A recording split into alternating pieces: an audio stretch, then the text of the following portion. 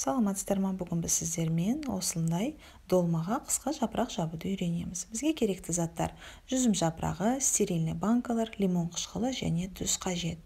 Осылай жүзім жапырақтарымызды жақсылап жуып аламыз да 10-10 штук етіп банкамызға тере бастаймыз.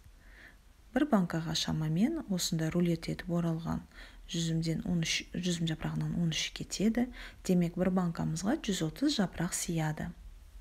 Шамамен осы 130 жапырақтан қыстың күні долма жасаған кезде 2 леген долма шығады. Жапырақтарымыз осындай әдемі, жыртылмаған және жұмсақ көктемдің жапырағы болу қажет. Мұны жоғары жағына осындай конверт етіп орап терсеңіз де болады. Осылай нығыздап саламыз. Жапырағымыз жыртылып кетпеуін қадағалаймыз.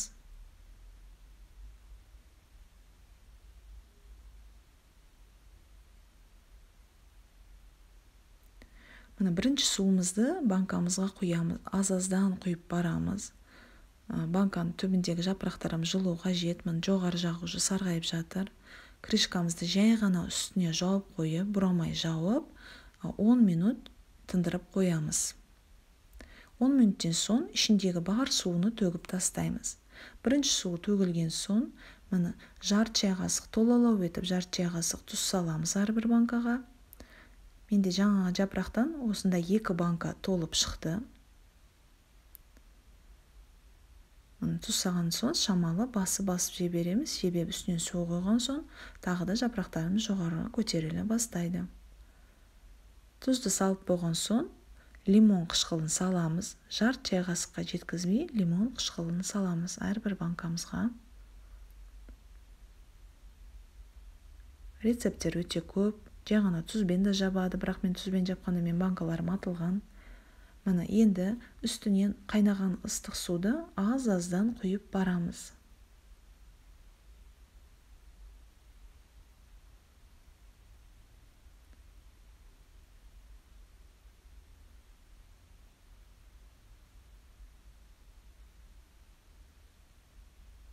Бұл жабылған жапырақтар қыстың күні жыртылмай, долмаларыңыз жыртылмай шығады.